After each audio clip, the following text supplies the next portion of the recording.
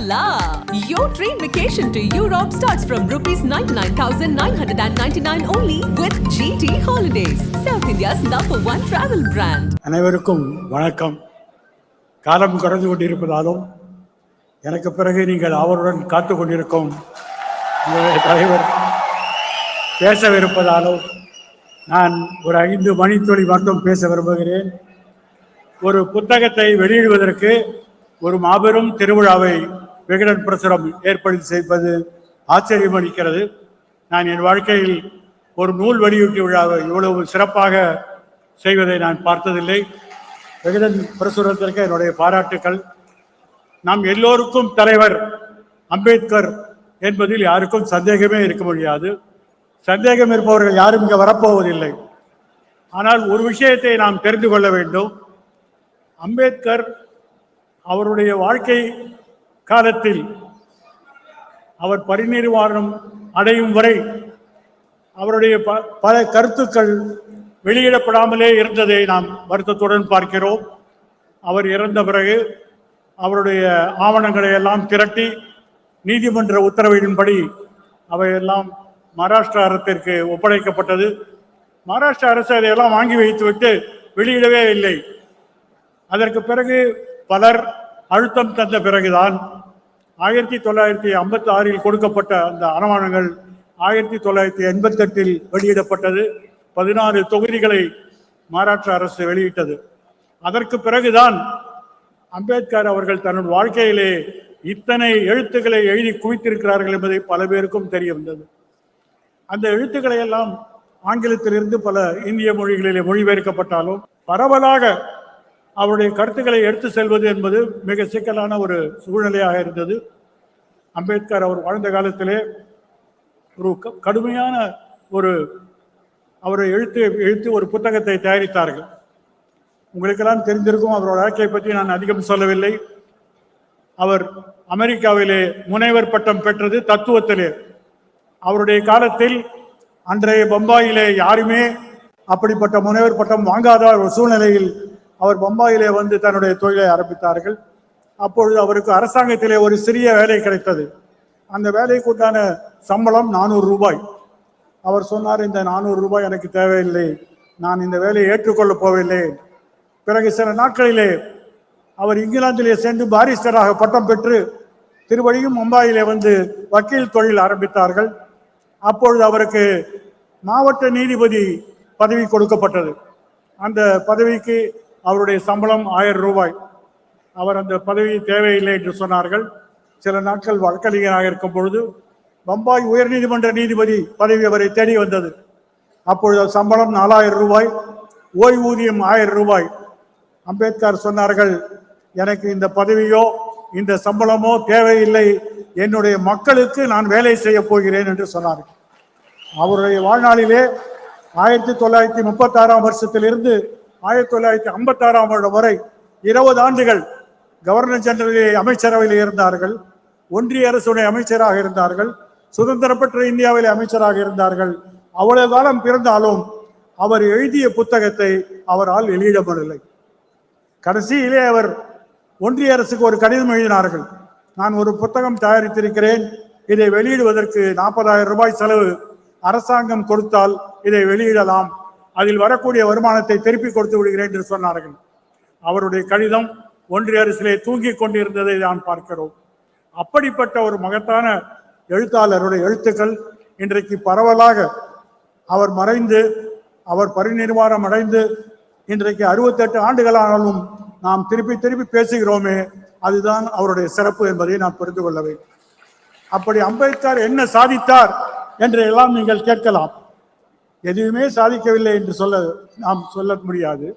ஆனால் ஒன்று சொல்கிறேன், இந்த நாடு ஜாதி அடிப்படையிலே பிளவுண்டு ஜாதிக்கு ஒரு நீதி என்ற இடத்திலே நூற்றுக்கணக்கான ஆண்டுகள் இருக்கும் பொழுது ஒரு அரசியல் சட்டத்தை தயாரித்தார்கள்.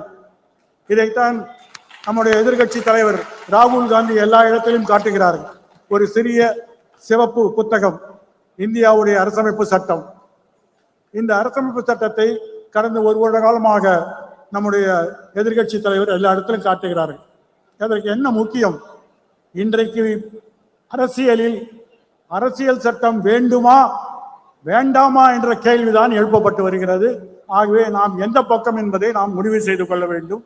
அம்பேத்கர் அவர்கள் 2.5 ஆண்டுகள் இந்த அரசமைப்பு சட்டசபையிலே எல்லா விதமான விவாதத்திலும் கலந்து கொண்டு எல்லா வித திருத்தத்தையும் பற்றி பேசி ஒரு உன்னதமான ஒரு ஆவணத்தை தயார் செய்தார்கள்.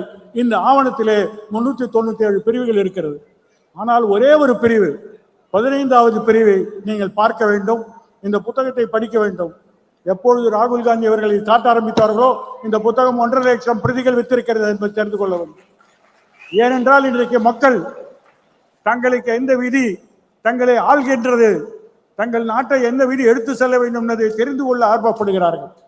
யாரும் ஒரு சட்ட பிரச்சனை என்றால் வக்கீலிடம் செல்லவில்லை, நாமும் தெரிந்து கொள்ள வேண்டும் என்ற ஆசை இன்று இருக்கிறது. இந்த சட்டத்திலே 15வது பிரிவிலே என்ன சொல்லப்பட்டிருக்கிறார் என்றால், மதத்தின் பேரிலோ சமயத்தின் பேரிலோ மொழியின் பேரிலோ இடத்தின் பெயரிலோ அல்லது இவையெல்லாம் சேர்ந்த ஒரு கலவையின் பெயரிலோ இந்த அரசு யாரிடமும் வேறுபாடு காட்டாது என்ற ஒரு பெரிய ஒரு அரிய ஒரு உரிமையை கொடுத்திருக்கிறார்கள். மனுநீதி புதைக்கப்பட்டது, சமநீதி உறுதி செய்யப்பட்டது என்பதை நாம் தெரிவிக்கிறோம். அதுதான் இந்த சட்டத்துடைய முதல் சாதனை. கொஞ்ச காலத்துக்கு முன்னால் இந்தியில ஒரு படம் வந்தது. அந்த படத்தோட பெயரு 15வது பிரிவு என்று.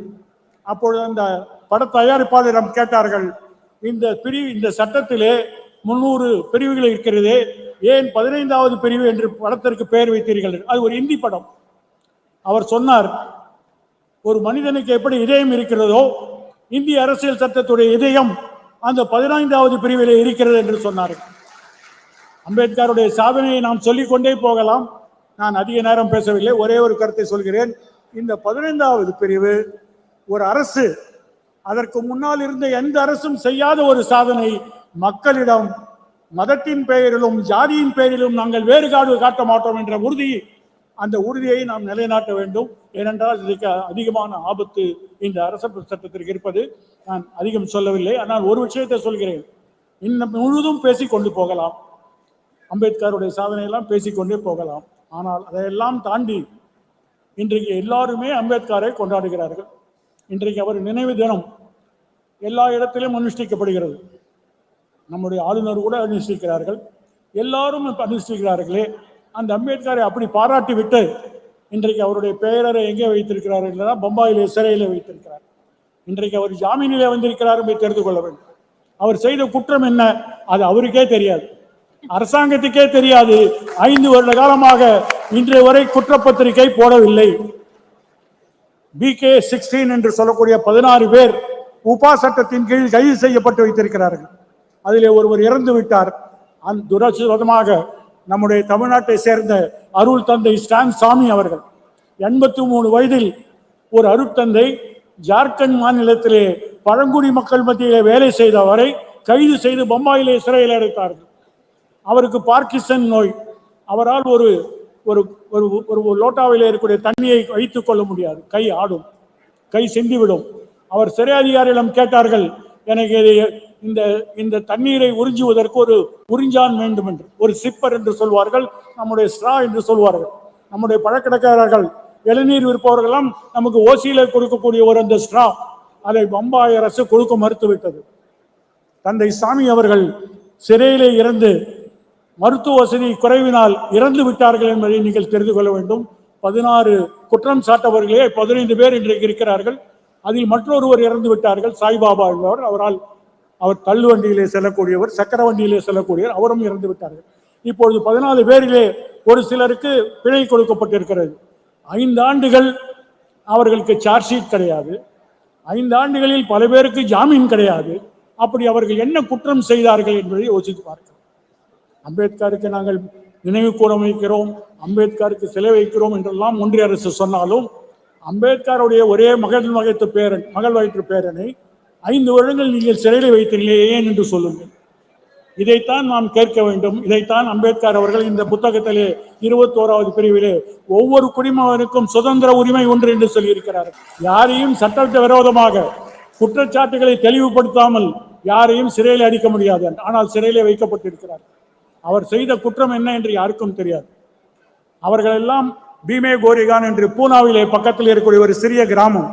அந்த கிராமத்துடைய சிறப்பு என்னவென்றால் அங்கே ஒரு வெற்றி ஸ்தம்பம் இருக்கிறது, ஒரு தூண் இருக்கிறது. அந்த தூண் பட்டியலின மக்கள் பேஷ்வா அரசரை எதிர்த்து, அந்த குறுநில மன்னரை எதிர்த்து போராடி வெற்றி பெற்ற சின்னம். அந்த சின்னம் அங்கே இருக்கிறது. 1954 வருடம் பாபா சாஹேப் அம்பேத்கரால் அந்த சின்னத்தை சென்று பார்த்து வந்தார்கள். அது ஒரு சட்டவிரோதமான தூண் அல்ல, மகர் மக்கள் பேஷ்வாவை வெற்றி பெற்ற ஒரு வெற்றி சின்னம். அந்த வெற்றி சின்னத்திலே அவர்கள் அங்கே ஒரு வெற்றி விழா கொண்டாடினார்கள். வெற்றி விழா கொண்டாடிய ஒரே காரணத்திற்காக அவர்கள் எல்லாம் சிறையில் இருக்கிறார்கள் என்று சொன்னால், நாம் எவ்வளவு திருவிழா வைக்கலாம், எவ்வளவு பேர் வைக்கலாம், ஆனால் ஏன் இந்தியாவில் இருக்கக்கூடிய அறிவாளிகள், நம்முடைய அம்பேத்கருடைய பேரன் போன்ற ஒரு அறிவாளிகளை எல்லாம் ஏன் சிறையில் வைத்திருக்கிறார்கள்? இந்த கேள்வியை நாம் என்றைக்கு எழுப்புகிறோமோ அன்றைக்கு தான் நம்முடைய சுதந்திர உரிமையை நிலைநாட்ட முடியும். அந்த சுதந்திரத்திற்கு இன்றைக்கு ஆபத்து வந்திருக்கிறது. இந்த அரசமைப்பு சட்டத்தை காக்க வேண்டும் என்று சொல்லக்கூடியவர்கள் ஒரு பக்கம், அரசமைப்பு சட்டத்தை தூக்க வேண்டும் என்று சொல்லக்கூடிய மறுபக்கம். அடுத்த ஒரு தேர்தல் என்று ஒன்று வந்தால் என்று நான் என்று சொல்கிறேன் என்றால், இன்றைக்கு இருக்கக்கூடிய அரசு தேர்தலை பற்றி அதிகமாக அவருக்கு நம்பிக்கை இல்லை. அப்படி வந்தால் அந்த தேர்தல் எதற்காக என்று சொன்னால், அரசமைப்பு சட்டத்தை காப்பவர்கள் ஒரு பக்கம், அழிப்பவர்கள் ஒரு பக்கம் என்றது புரிவதே வருடம். மற்றொரு பக்கத்திலே மனுநீதியா சமநீதியா என்ற கேள்விதான் எழுப்பப்படும். இந்த கேள்விக்கு உங்களுடைய பதில் என்னவாக இருக்கும் என்றால், இந்த புத்தகத்தை நான் உங்களுக்கு விளக்குவதாக, அனைவரும் இந்த கருத்து பெட்டகத்தை நீங்கள் எடுத்து வாசிக்க வேண்டும். முதல் கட்டுரை நம்முடைய திருமாவளவன் அவர்கள் எழுதியிருக்கிறார்கள். பல்வேறு கேள்விகளுக்கு பதில் சொல்லியிருக்கிறார்கள். சில நுட்பமான கேள்விகளுக்கெல்லாம் பதில் சொல்லியிருக்கிறார்கள். இதை நாம் புரிந்து கொண்டால்தான் நம்முடைய அரசியலை மேலும் எடுத்து செல்ல முடியும். ஆகவே இந்த விழாவிலே இந்த புத்தகத்தை நீங்கள் வாங்கி படிக்க வேண்டும். இந்த புத்தகத்தை எல்லோருமே பெற்றுக்கொள்ள வேண்டும். பெற்றுக்கொள்ள முடியாதவர்கள் மற்றவர்களுக்கு நன்கொடையாக கொடுக்க வேண்டும். நமக்கு போடக்கூடிய சால்வை, நமக்கு போடக்கூடிய மலர் செண்டு, இதையெல்லாம் ஒத்தி வைத்துவிட்டு இந்த புத்தகத்தை நாம் எல்லோருக்கும் நன்கொடையாக கொடுக்க வேண்டும். அவர்களை படிக்க வைக்க வேண்டும். குறிப்பாக மாணவர்களை படிக்க வைக்க வேண்டும். அப்பொழுதுதான் அம்பேத்கருடைய தத்துவத்தை நாம் புரிந்து கொள்வோம். புரிந்து கொண்டால்தான் சமநீதிக்கான ஒரு படை உருவாகும். அந்த படை நிச்சயமாக நீங்கள் இருக்க வேண்டும் என்று சொல்லி வாழ்த்தி விடைபெறுகிறேன். வணக்கம். Hola! Your train vacation to Europe starts from rupees 99,999 only with GT Holidays, South India's #1 travel brand.